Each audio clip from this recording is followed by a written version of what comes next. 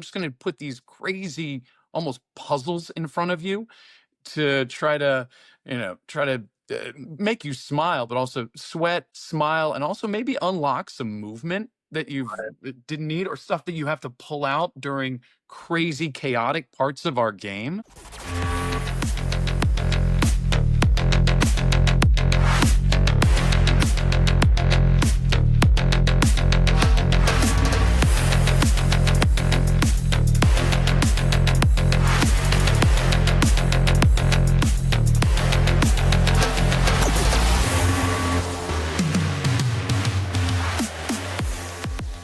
We are so very fortunate to have three great partners for the podcast: Rock Daisy, Output, and Play. Rock Daisy I started using when I was at the University of Washington as an athlete management system. They have been fantastic. Most of these companies, they put their software fees into kind of monthly fees and they don't reinvest. And Rock Daisy didn't just make sense financially, but their customer service was elite. Output that I've been using since Fresno State as just an all-around solution for velocity-based training, for measuring jumps, and for measuring range of motion, which I think is an underutilized way to use the piece of equipment. So highly recommend them. And then lastly, those that have followed me for any period of time know that I worked for Play, and I was able to see firsthand just the quality of the products, but more importantly, how they interacted and they supported the coaching community. And so I couldn't recommend Rock Daisy, Output, or Play more. For more information, go to their websites. I'll have them linked down below. But thanks so much to them for bringing these episodes to you for free. Hey guys, welcome back to the CEO Strength Coach. I'm McKeefery, and I am joined by probably one of my favorite people in the business. David Joyce and Rett Larson are two guys that we've spoken at conferences together and those types of things around the world. But interacting, we probably interact a couple times a year, once a year or so. It's like you're like long lost best friends that when you show up, like it just instantly connects and it's natural and it's freaking incredible. And I walk away inspired every time. So I'm excited to have you on the show, man. Wow, what an intro, and got right back at you. I think kindred spirits is the right way to describe the three of us and how easily we get along. We have just so many, outside of just the nuts and bolts of coaching. I feel like our mutual interests really intersect in a unique way. And it's like when you asked me to come on and do this, it's like just getting to catch up with an old buddy. I love it. I'm so glad to hear it. Your battle cry of this no zombies has been something that we've talked about. I know Joyce, myself, and about a million other people have been pushing you to share this with the world more and more. And it wasn't because you didn't want to. It's just, you're a busy guy. Like you got a million things going on. But talk a little bit about like the origin story of no zombies and where this kind of came from. Yeah. And thank you for pushing me, by the way. My athletes also were really pushing me. And I think that was one of the limitations at first, is that I felt very self-conscious about ever bringing my phone out when I thought the athletes looked like they were doing something impressive. Even if I would tag them and they looked cool and they loved it and they would put it on, I still just hated that look of having a phone out on the floor and just doing a quick video. And I couldn't get beyond that. And eventually the girls on Team Germany had an intervention with me and they said, Rett, there's no downside to this. Just do it. Nobody thinks you're a worse coach because of it. But to answer your question, yeah, it was born out of just knowing or hoping that there was a better way to do this, to take advantage of the limited time that I had as a strength coach to positively influence my team. And the warm up being the place where I kind of was the genesis of the no zombies philosophy, which was that I am looking for every minute possible at the beginning of the season to make them stronger. And when my coach says, hey, we're too slow right now, then I want as much time as possible to make them faster. If we're a little banged up, I want as much time. My physio wants as much time to do rehab as possible.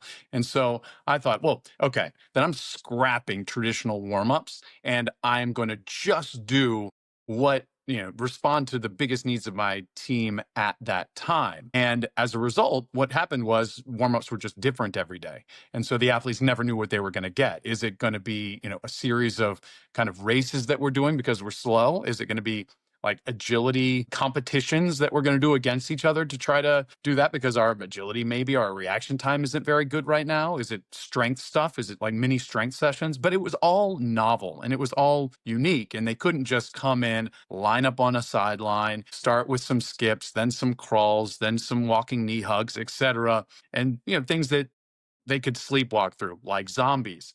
And it was only after I kind of started doing this, and this is after I got out of and for years when I was with Exos and other franchises, out of necessity, you kind of do things the same way. And there's this limited library of things you do for warm up.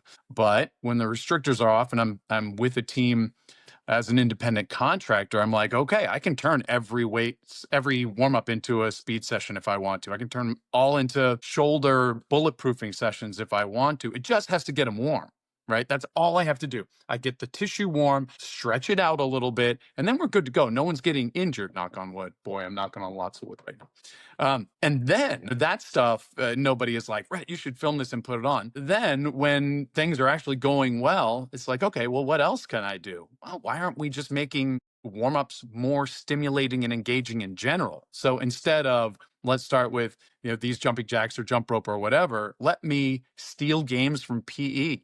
And let me just use 5, 8 minutes of a 15-minute warm-up to take the sport of volleyball and I am just going to throw crazy constraints on it, or I'm going to make you have to kick the first ball over the net. And I'm just going to put these crazy, almost puzzles in front of you to try to make you smile, but also sweat, smile, and also maybe unlock some movement that you've didn't need or stuff that you have to pull out during crazy chaotic parts of our game. And so I sit there and I would, I could look at a YouTube clip and see and say, oh my gosh, that girl does a save with her foot. That's amazing. I'd be like, okay, I'm just going to create a crazy volleyball variation where it's 3-on-3 and one person has to kick a ball. And all right, that's enough. It gets everybody sweaty and we do it for 8 minutes.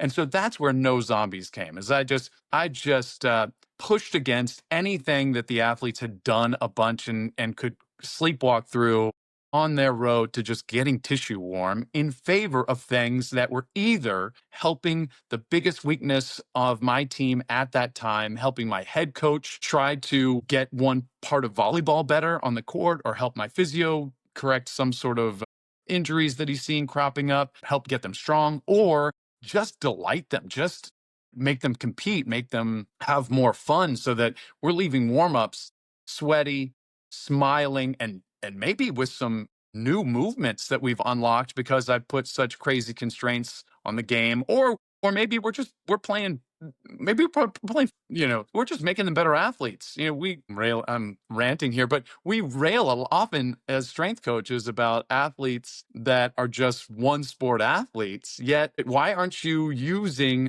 your time in warm up to play more spike ball or to play, variations on we play touch football, we play table tennis, we play pickleball, we play like any little implement I can get my hands on, tennis balls, ropes, sticks, anything. I'll come up with little games that I'm trying to create just better athletes through that warm up time. But anyway, that's where No Zombies came from. It came from the fact that even when we were at Exos, on the rare days that we would let the athletes play knockout basketball for warm up, it was everybody's favorite day of the week. It was the athlete's favorite day of the week. It was the coach's favorite day of the week. Everybody loved it. No one got hurt after. No, it's not like everybody got hurt afterwards in training. It was just, it got them warm in a way that was more stimulating, delightful, and yeah, and put smiles on athletes' faces. Yeah, I mean, it's if you've never watched, I mean, just Google YouTube. I mean, some of the warm ups are incredible, and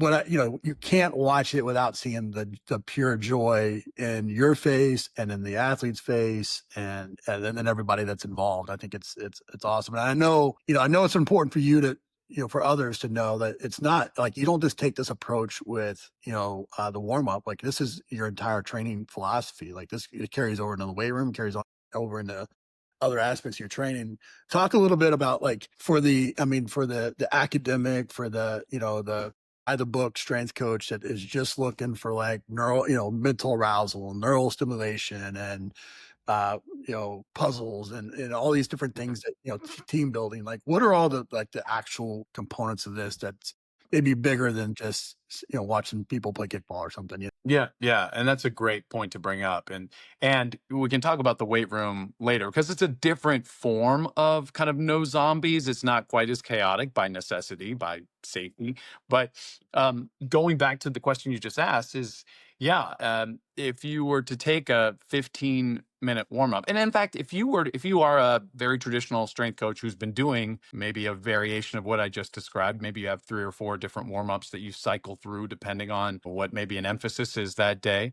I will take even just the smallest tweak to make an otherwise kind of maybe mundane but effective warm up and make it better. I've been known to just set a row of tennis balls by one end line. Maybe that was like a very early variation I would do, and I would run a standard warm up. But after every time they came back to that starting point, I would challenge them with a movement puzzle. Like, can you throw the ball behind your back and catch it with your opposite hand? Can you exchange the balls with a partner while with one eye closed, standing on one foot? Can you dribble the ball off of the bottom of your feet 3 times? Can you jump and dribble it and at the same time a partner does off the bottom of your shoe and both catch them simultaneously? The list is massive of different things that, and not that I just came up with, I've come up with a small fraction of them. God bless the internet, Ron, like for giving me so many ideas that I have curated and stored and stolen and categorized that I have hundreds of tennis ball ideas that I can, every time they come back to that row of tennis balls, I'm going to say, okay, now everybody get in a split squat. The new competition is, can you exchange the ball with the person across from you in this interesting way, bouncing it off your partner's elbow, and then you have to catch it? Who in this group can get the most successful catches in the 1 minute ISO split squat? By the way, that is an isometric split squat that otherwise my athletes would hate because it's boring and no good. Sorry, highly effective. My physio is high fiving me over in the background. No athletes are getting super excited about a wall sit or a split squat ISO, but I add a crazy partner elbow exchange game to it, and it becomes something they don't even realize that they're getting more coordinated at the same time, maybe bulletproofing their lower body with this isometric. And so that's kind of the way my head works. It can be something very small that can change an otherwise mundane warm up into something that kills your zombies and gets them kind of talking about it afterward, maybe even if it's really successful. And that, I love when I find the sweet spot of a ton of things that I can do with something simple like a tennis ball or like a rope or a long stick. There are evergreen possibilities for athletes having to be more reactive and more engaged using a simple implement. You don't have to go and buy 14 table tennis sets to do this. If you can, with the internet out there, with the library that I put out into the world, like there's you just steal these resources and your team will be happier. Yeah, I was going to follow up on that actually. The inspiration piece, like, you obviously have a great resource now with the library. You had to curate that. You had to cultivate that through many, many years of coaching. Like, I think you mentioned, physical education as maybe one of those places that you look for inspiration. What are some other places that you've looked for inspiration besides just the internet in general? Yeah, it's physical education is great. I'm still sitting on a mountain of pool noodle warm-ups that I've never gotten to use. I have been saving pool noodle warm-ups. I have a huge list that I've just been compiling over about 10 years, and I've never been in a gym with pool noodles, and I have yet to go out and buy the pool noodles necessary. So it's one of those things that, once you start following one Japanese handball coach that is extremely creative about the way they are warming their team up or doing exercises that are out on the floor, then it unlocks Korean softball coaches and Taekwondo coaches that are also doing amazing things. I just had one of my followers send me a link to a bunch of judo warm-ups that are, I cannot wait to get back to Team Germany and make them try these, what I call challenges. I love when there are kind of partner lifting, strength challenges where athletes lifting athletes in unique ways that take some neurological, yeah, that are not going to be easy for them to do. Things like that, I'll just send them a video the night before, and I'll say, everybody, sleep on this one. Let your neurons sleep on this coordination, and we're going to be trying that at 9:30 tomorrow in practice in the morning. But yeah, to answer your question, so much of it comes from Instagram and YouTube, and having that. So that's a cop out answer, but there are just a wealth of, I mean, especially the Asian countries and in Europe. You and I are fortunate to have traveled a lot, and I think our minds really have been opened by the influences that we've seen, especially you having your background in actually putting on conferences and meeting, and through your podcast and things, you've met so many iconoclasts. And I'm also drawn to those people that think a little bit differently. If it's, we've talked about Ido Portal over in Europe. I got to work in the Netherlands with the Franz Bosch disciples, talking about all of those fun constraints and differential learning approaches. I'm really drawn to these guys, even controversial figures. If you've got knees over toes guy, you've got David Weck down in my backyard in San Diego.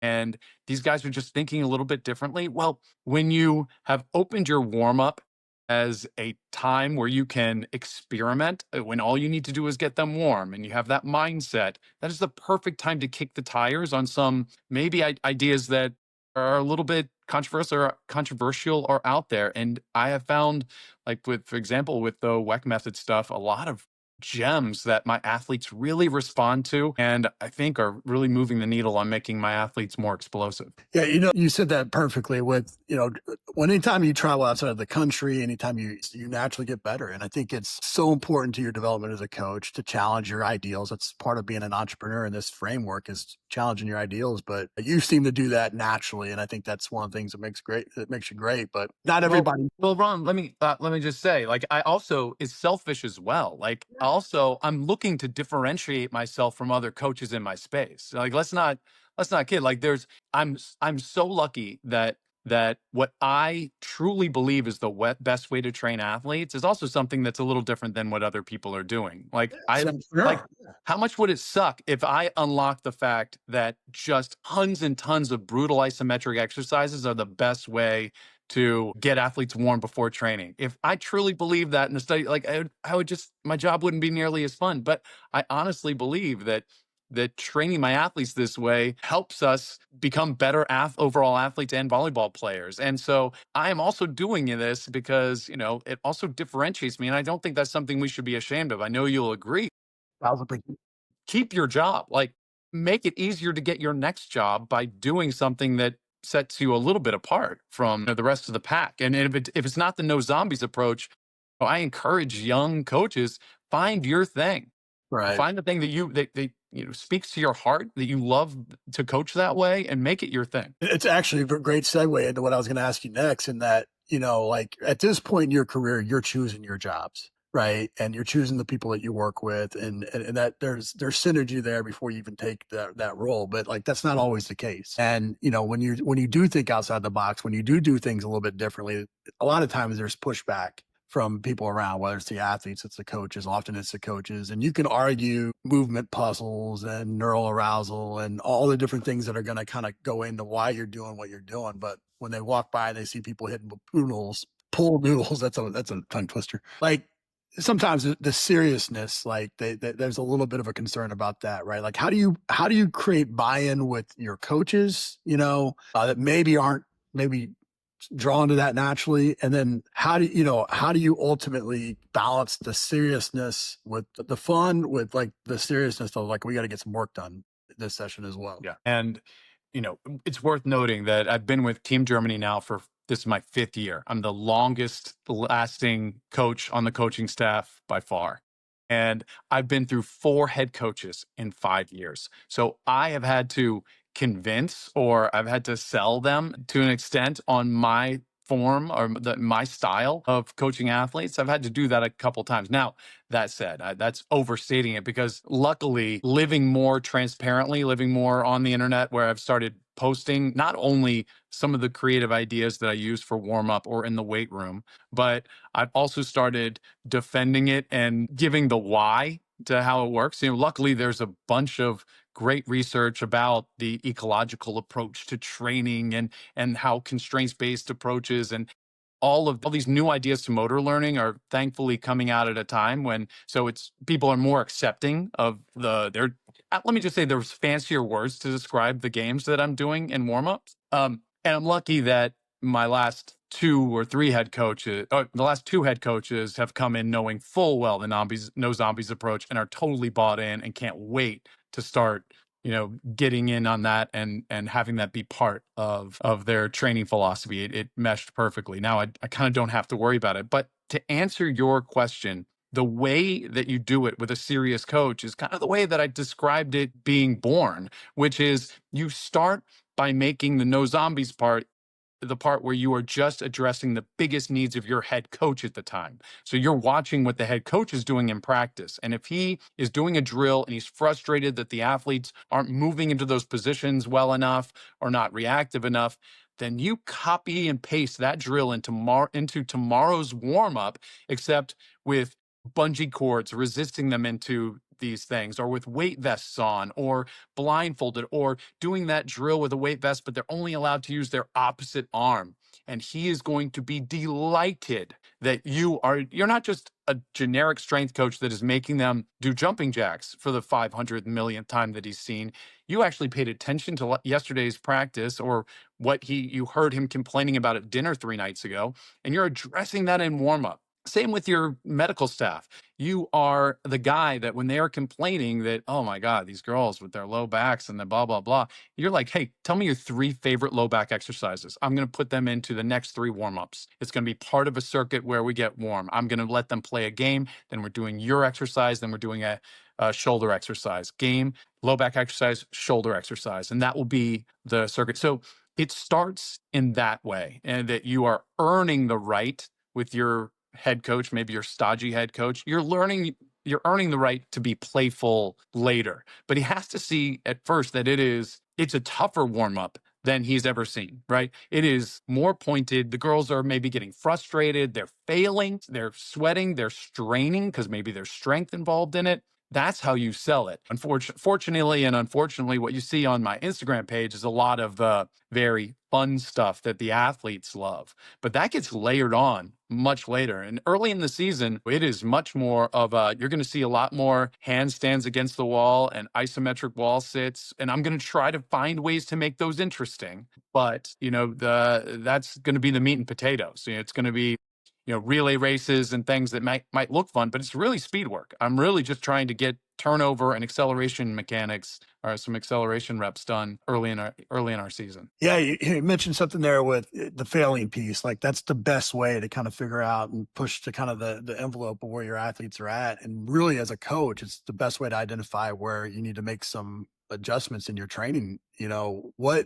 How have you used the warm up or your approach to really say, to go beyond just, the culture piece, which I want to come back to actually, because I think it's super important. But like, you're going into this with the intent of like, I'm going to push these athletes to kind of the brim here so I can find out what needs to happen next. Is there some sort of framework that kind of goes through your head besides listening to the head coach, listening to the trainers to kind of say, okay, this is what I want to, how I want to approach this in some sort of systematic type of way? It's like I know, like I want to just say, yeah, there's a system to it, but actually, the system is that it's reactive. Yeah. Like I am reacting to the biggest needs at the time. Like I want my head coach buying me a beer later because I am addressing what he cared about yesterday.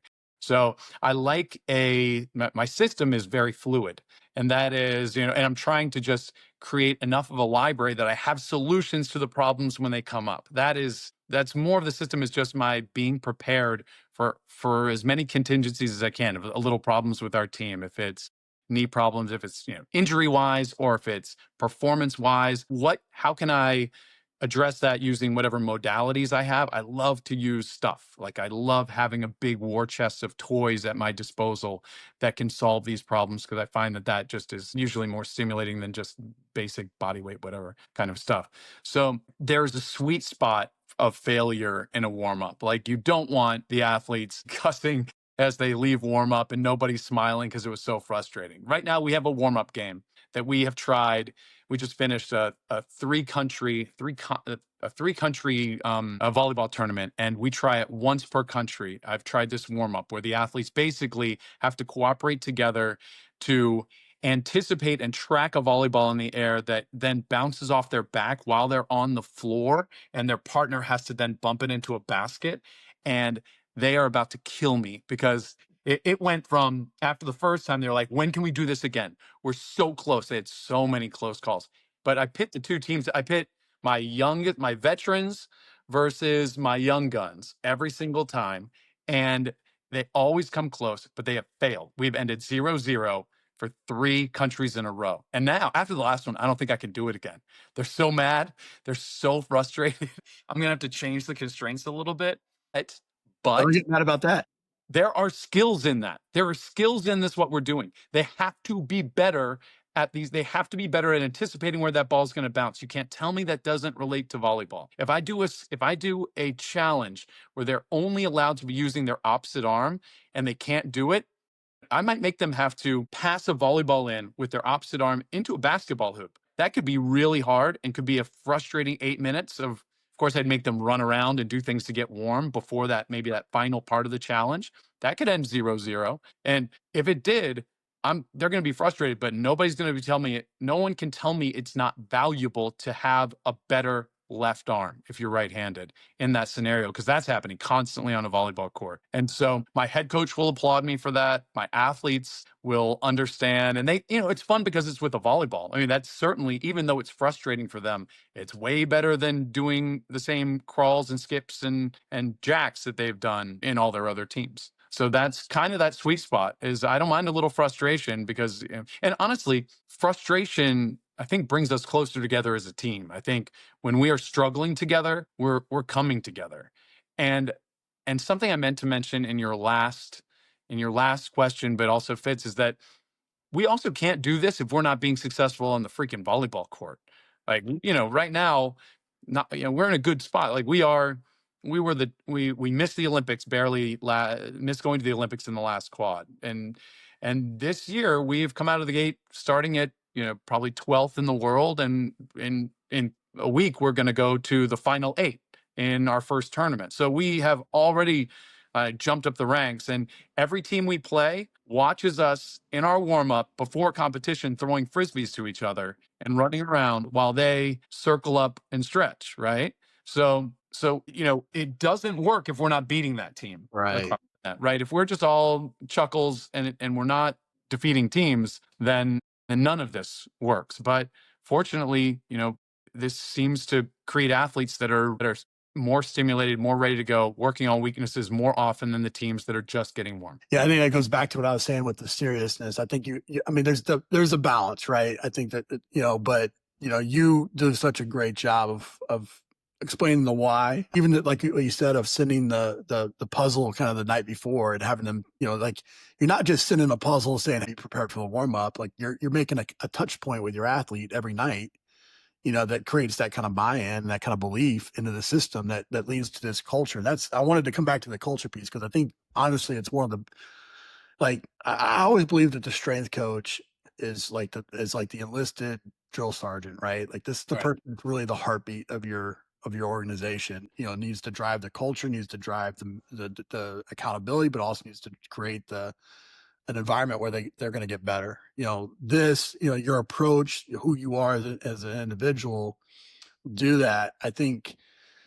Well, how have you handled? Because sometimes when you have that kind of a relationship with your athletes, I remember seeing the different handshake or the different five with every athlete, and then dance move incorporated or whatever. Like I think you were doing that well before these teachers were posting it on Instagram. I think they stole that from you.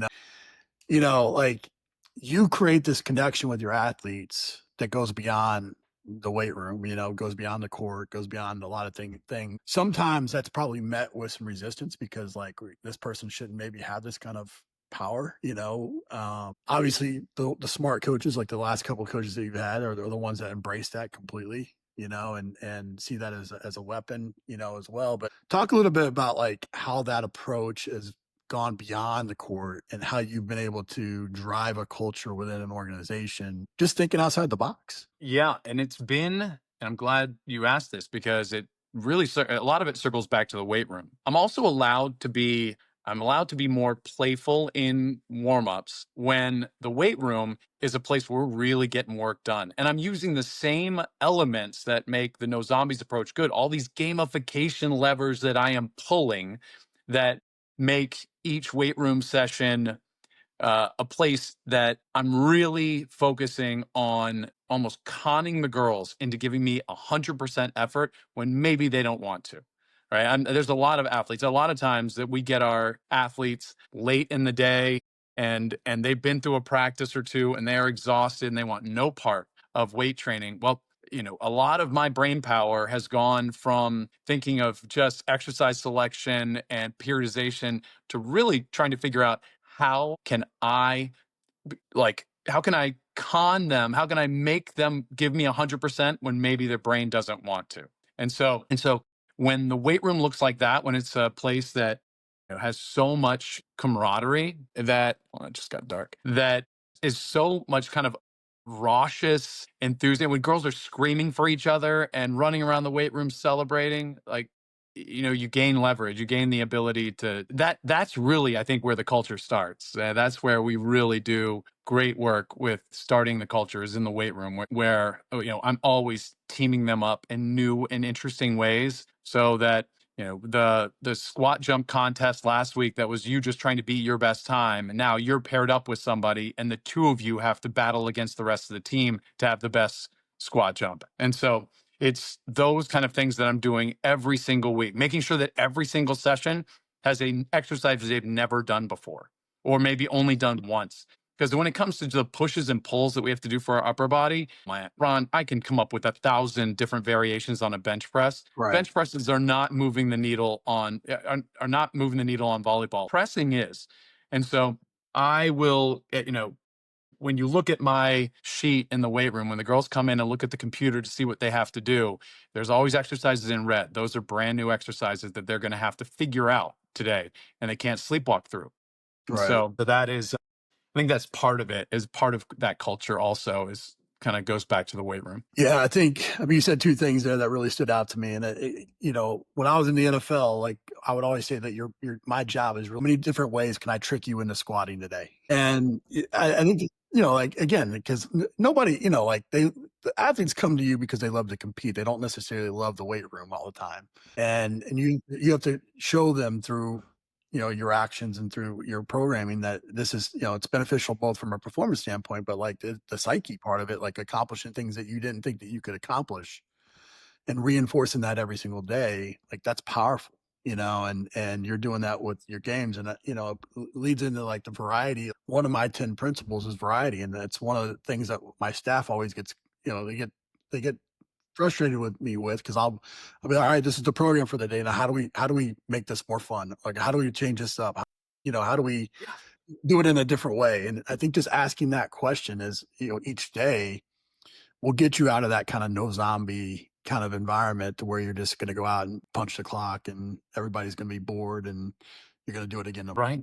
Yeah. I, I was gifted a couple of these, like, kind of neurological reaction things. The lights, blade spot, kind of the push pucks is what we have, as well as the little foam darts that drop, that reaction game that's really popular. And in general, there's no place for this really in my training. I don't know that I believe that the reaction time that you get from those necessarily contributes to, like, makes my best defensive players better, or can move the needle. I'm not sure. It might help a little bit. I would not put a ton of credence into it being panacea for reaction time.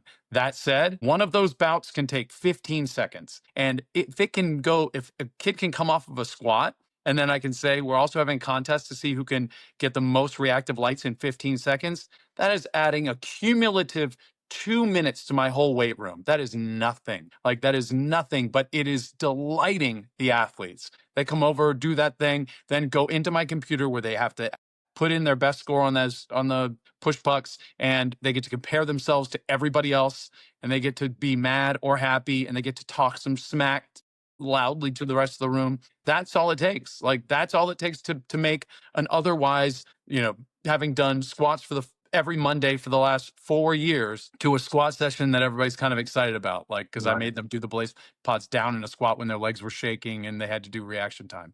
That could be the thing they talk about at dinner that night. That's fantastic. I think it's where I think a lot of coaches can take this that are for more traditional or they're in programs that are more traditional, head coach down or whatever. Where I've often used this is in the active rest, right? You're Mm, doing sets and then in between sets, like rather than just stand there and go goof off or talk or whatever, right? Like, hey, how about the wide receivers? You go over and do a one-handed juggle, and exactly it.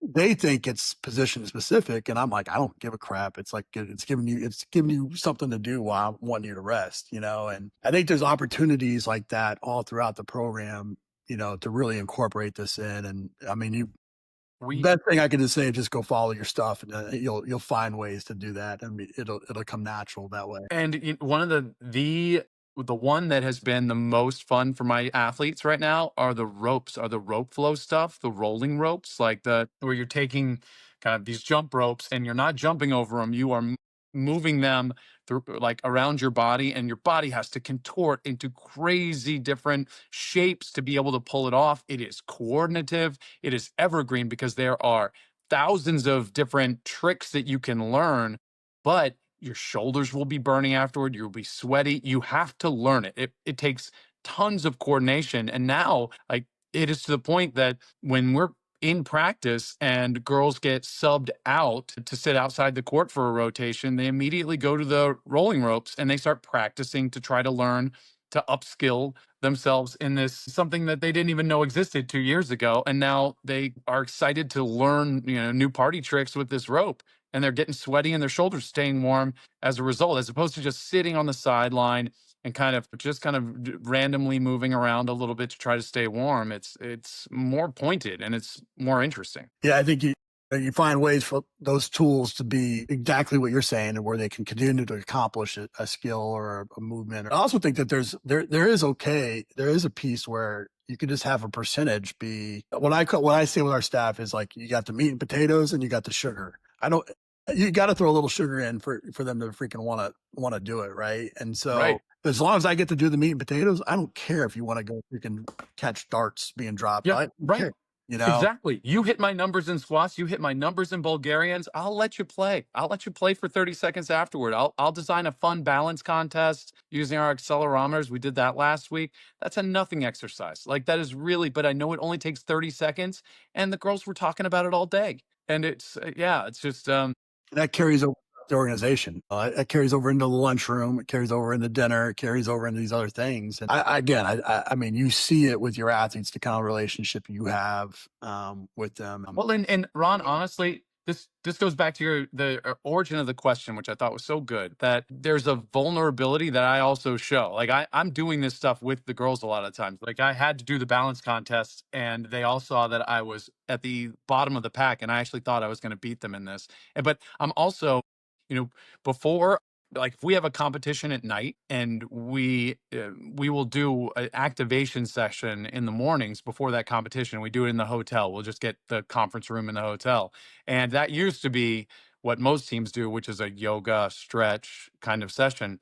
And it's now we put Just Dance up on YouTube, and we have to follow along and learn three dances. It takes 15 minutes, and it's loud. It annoys the people trying to do video in the conference room next to us, but the girls are laughing their heads off. They come out sweaty. They have to. It's definitely some hand-eye or brain-foot coordination to accomplish the thing. But I am in the front row and I am dancing. So there's vulnerability there that I think endears everyone to the team. No one's allowed to go into that room if they're not dancing. It's And awesome. so there's many coaches that have never seen what happens in that room because they're not willing to dance. If you're just going to sit back there and gawk, you're not allowed. Don't be a Yeah. wallflower.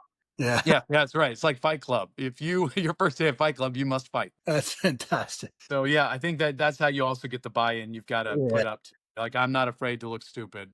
such an important point. Such an important point. I think that goes along with I meeting with the athletes and how I demonstrate like being vulnerable in that way. But I think it's also with your actions, and just, it's just, athletes don't want to work for robots. They don't, they want to see that you're a human as well. But I love that you call it a why meeting. You do it at the beginning of. yeah, so when I'm kind of just meeting an athlete for at the beginning, it wasn't called a why meeting at the beginning, but it was, but I asked three questions like, who's the most influential person in your life? What's the most difficult thing you've ever been through? If football was taken away from you, what would you do? And I found those three questions really get to the core of who people are, because like tomorrow I had to push you to Right. harder than you've ever been pushed, and so you got to find that.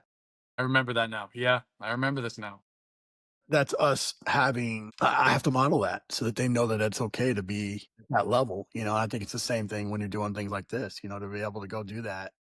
You're not talking like just doing it in a closed room, like, you did this in like, before matches in the middle of freaking the And world. in China.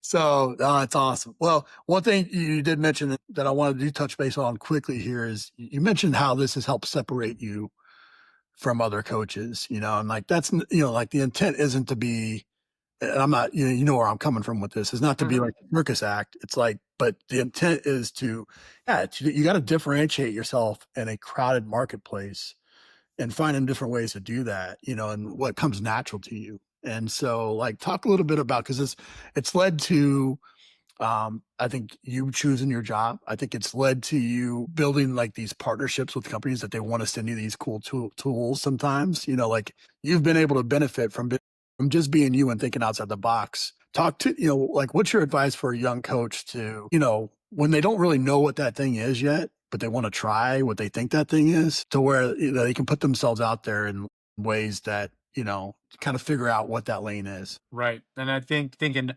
underappreciated skill is dabbling. Like I really do. I think you've got to experiment because I've kicked the tires on a lot of different, and I'm not gonna tell you the ones that I don't like that didn't work for my athletes. But when you have warm-ups, that's like I said before, you can try, you can dabble, you can do some of the crazy out of alignment strength that Ido Portal loves, where you're doing rounded back strength and valgus knee strength, stuff that you could never talk about and perform better, I don't think. But if you're only, you got to make sure you're not in an echo chamber of ideas, that you are exposing yourself to more variety in thought out there. And so getting more exposure to the David Wecks of the world and the Ido Portals, the Franz Bosches of the world. Like some of these guys, not all of it will resonate. And I think of all those people that I just mentioned, definitely not all of their stuff works in my with my particular sport or doesn't pass the sniff test with me. But there are parts that have come together now and made me a very unique practitioner of strength and conditioning. My ability to take foundational stuff that I learned from Exos, right? The Verstegens, the Lawrence Seagrave, the Mike Boyles of the world. That created this nice base foundation of what I still do, what I still know very well about teaching speed and strength. Right. Now I can take these other inputs and tweak it to make it my very own. And then add on to that I think it's valuable to have athletes play more than other coaches do. It makes me a pretty formidable person to have to interview against Right. because I'm going to be able to talk the talk of force development, but I'm also going to be able to do it showing you videos of athletes who are having a hell of a good time in my weight room and in warm up. And so I've kind of found that sweet spot where, and it's also part of my personality. I've met a lot of strength coaches who don't want to be dancing and shouldn't probably because it's not your personality.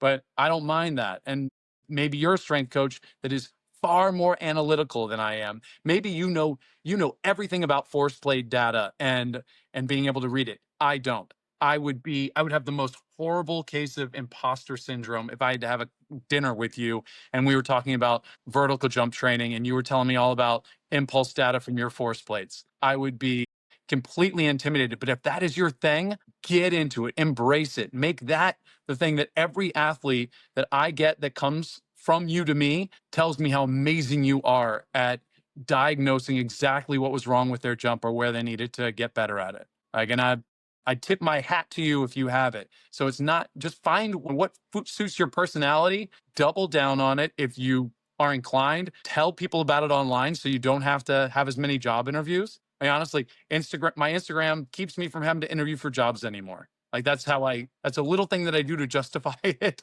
in my head because it's hard for me to do. I don't love doing the Instagram stuff. But if it keeps me from having to cold go into an interview with my resume in my hand, then it's something I'm willing to do. So I guess rant over, but that's how I feel about it. Right, that's exactly. I couldn't agree with you more. I think you have to niche down in some type of way to stand out in this crowded marketplace. You also, I think, you have to niche down in some type of ways that you become really an expert in an area. And it doesn't mean that you don't know other areas. It just means that you are the go-to person for this particular piece. And I know as somebody that employs a lot of strength coaches, like that's what I look for. Like if you're become known for like your quarterback training program or your specialist training program or something like that, like there's probably a pretty good chance I'm going to hire you because I want to steal it. I want to Yeah. know, and I think that also makes you marketable as well. And then as a leader, I think you have to be who you are. And if you're a dancer, be a dancer. Force plate person, be a force plate person. But I think you're right. You hire for your weaknesses and you surround yourself with whatever the missing pieces are. But man, I could go forever. But we end the show with just a bunch of quick questions here. I think you're obviously, and this one of the things that we're drawn together on is just you're a lifelong learner. Like you mentioned, however many people, that you continue to strive and learn from. Like name one resource, book, whatever that you think every strength coach should have. The book that I read over the summer that had the biggest impact in the spring was The Strength Deficit, Tim Karen's book. Really made me rethink how much time probably too much time spent doing concentric work in the weight room when in fact it could be argued volleyball is more of a deceleration eccentric sport than it is a concentric sport, and that I always value my bounciest eccentric elastic athletes, yet I'm not sure what I'm doing in the weight room reflects that. And after I read his book, I started doing far more, landing, especially early season, far more kind of accentuated eccentric work with where snapping down off of boxes and with bands dragging us to the floor with our K boxes, things like that.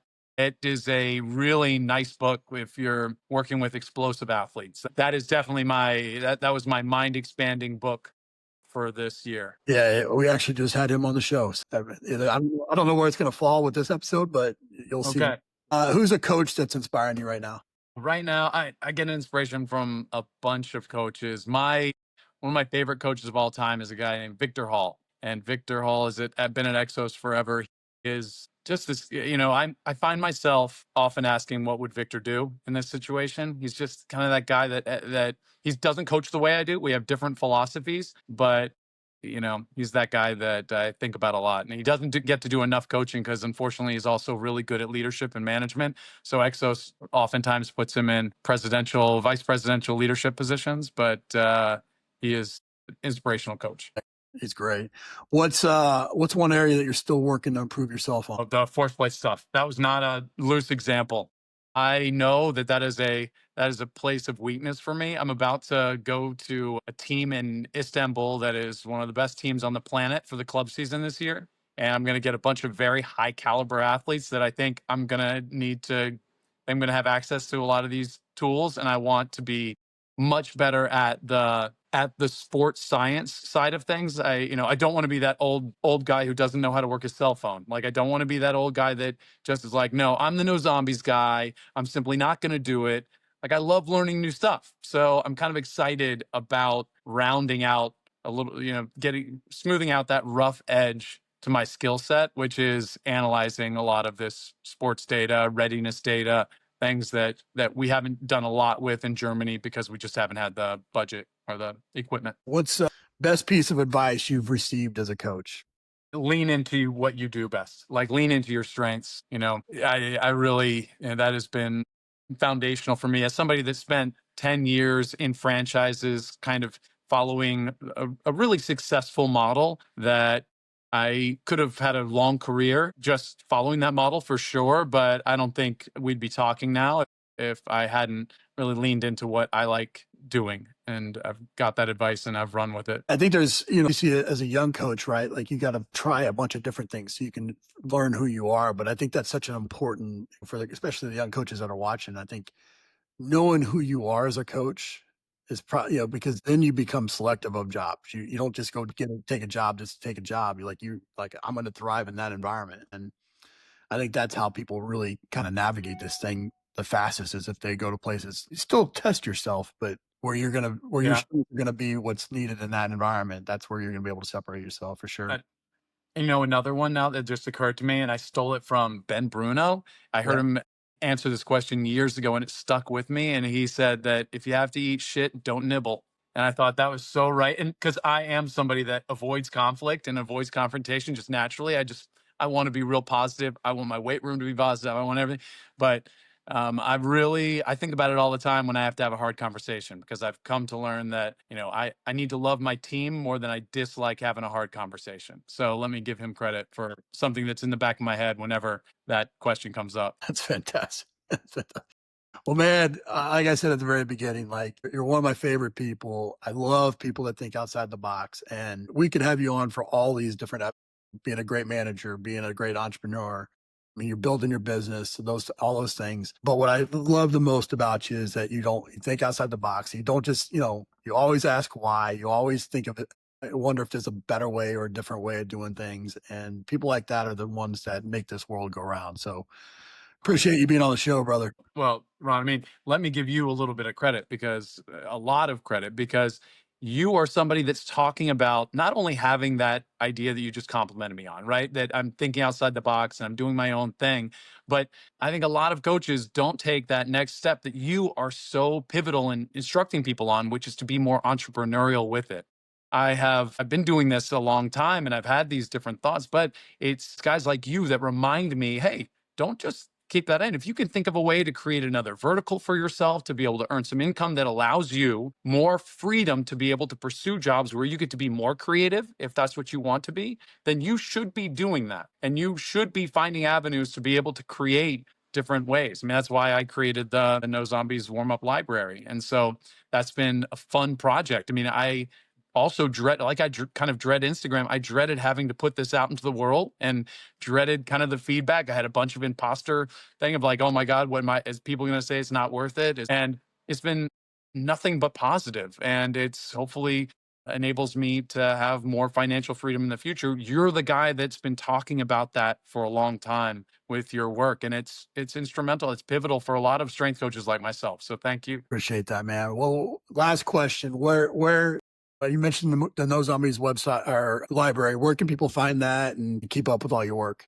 So it's easiest on my Instagram page. And my Instagram is just Rettasaurus, Rettasaurus. But there's also, you can go directly to the membership. It's called just Rhett's membership at uscreen.io. But that's a little bit weird. And it's easiest to say you can find it. If you search No Zombies, Rett Larson on YouTube, you can come to all the same videos that are on Instagram. I just put everything on Instagram first, and I put I'm trying to focus all my energy there right now because if I pull myself in too many directions, I lose a lot of motivation. So Instagram is the easiest place, but you can Google Rettasaurus or Rett Larson warm up library, No Zombies, and you'd find it. So, man, appreciate you, brother. Thank you, Ron.